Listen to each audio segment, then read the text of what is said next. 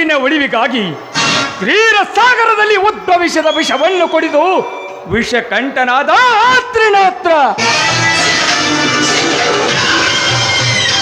ಆದರೆ ನಾನು ದೇವನಲ್ಲ, ಮಾನವ. ಸುಂದರ ಬದುಕಿನ ಬಣ್ಣವನ್ನೇ ಕ್ಷಣಾರ್ಧದಲ್ಲೇ ಬದಲಿಸಿ ಬೆಂಕಿಯ ಬಣ್ಣದಲ್ಲಿ ಓ ಕುಳಿಯಾಡುವ ಅಭಿಲಾತ್ರ. ತಲೆ ತಗ್ಗಿಸಿದವರಿಗೆ ಕಾಯುವ ಬಂಟ, ತಲೆ ಎತ್ತಿದವರಿಗೆ ಜಗಳ ಗಂಟ.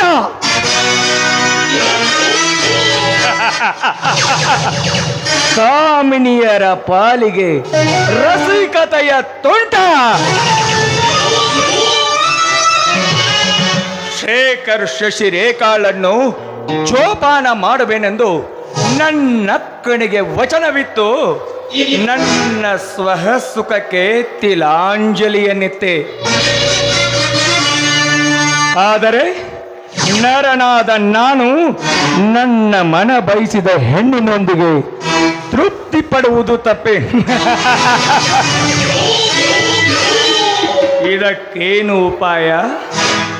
ಯಸ್, ನನ್ನಕ್ಕನ ಮಗಳು ಶಶಿರೇಖಾ. ರೇಖಾ, ಅನುರಾಗದ ಅಂಗಣೆಯಾಗಿ ತುಂಬಿದ ನಿನ್ನಂಗ ಕಾಂತಿಯನ್ನು ನನ್ನ ಕಾಮಜ್ವಾಲೆಯಿಂದ ಕರಗಿಸಿ ನನ್ನ ನಿಶ್ಚಯ ಈಡೇರಿಸಿಕೊಳ್ಳುವೆನು.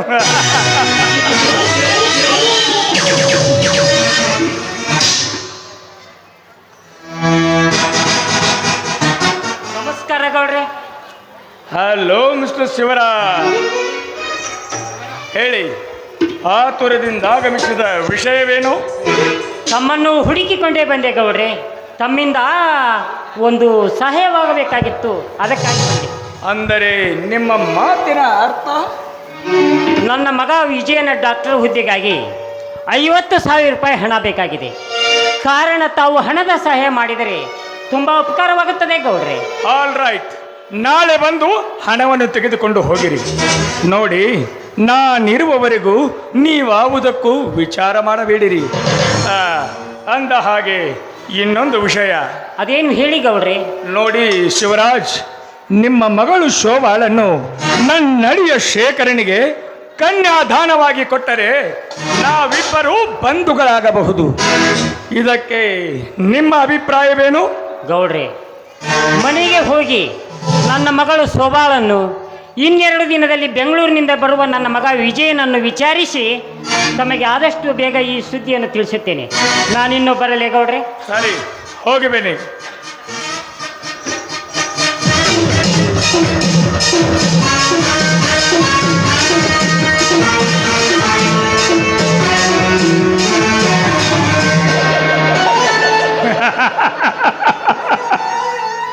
ಅಧರ್ಮದ ಬತ್ತಳಿಕೆಯಲ್ಲಿ ಧರ್ಮವ ಬಿಕ್ಕಟ್ಟು ಹೋಗಿರುವಾಗ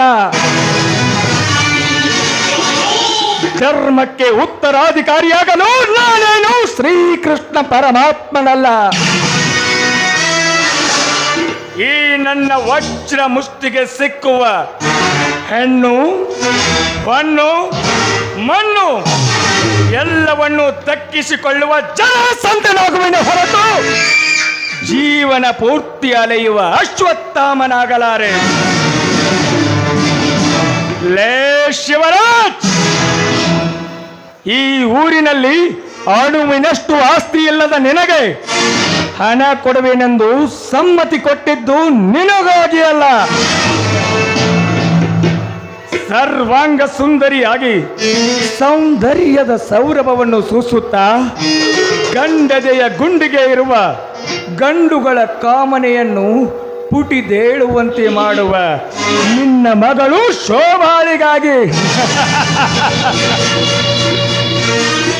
ಶೋಭಾ, ಮಾದಕ ಮಾತ್ರಗಿಂತಲೂ ಮತ್ತೇರಿಸುವ ನಿನ್ನ ಮೃದು ನುಡಿಗಳು ಪಂಚಲೋಹದ ಬೆಳಕು ಚೆಲ್ಲಿದಂತೆ.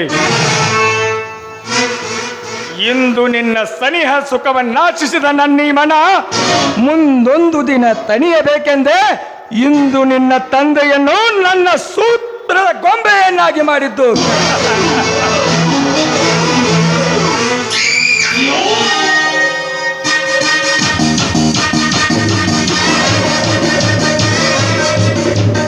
ನಮಸ್ಕಾರ ಗೌಡ್ರಿ. ಬಾ ಚಂದ್ರಕಾಂತ್, ಏನಾದರೂ ಕೆಲಸವಿತ್ತೇನೋ? ಹೌದು ಗೌಡ್ರಿ, ನಾನು ನಿಮ್ಮ ಮಿಲ್ಲಿನಲ್ಲಿ ಕೆಲಸದಲ್ಲಿದ್ದಾಗ ನನ್ನ ನಿವೃತ್ತಿ ವೇತನ ನಿಮ್ಮಲ್ಲೇ ಉಳಿದಿದೆ. ಆ ಹಣವನ್ನು ಈಗ ಕೊಟ್ಟರೆ ತುಂಬ ಉಪಕಾರವಾಗುತ್ತದೆ ಗೌಡ್ರಿ. ಚಂದ್ರಕಾಂತ್, ಏನು ಮಾತನಾಡುತ್ತಿರುವೆ ನೀನು? ಯಾರ ಹಣ? ಯಾರು ಯಾರಿಗೆ ಕೊಡಬೇಕು? ಇದೇನು ಗೌಡ್ರಿ, ನಾನು ಎಷ್ಟೇ ಸಲ ಬಂದರೂ ಇದನ್ನೇ ಹೇಳುತ್ತಿದ್ದೀರಿ. ನಿಮ್ಮ ಈ ದರ್ಪ ದುರಹಂಕಾರಕ್ಕೆ ಕೊನೆಯೇ ಇಲ್ಲವೇ?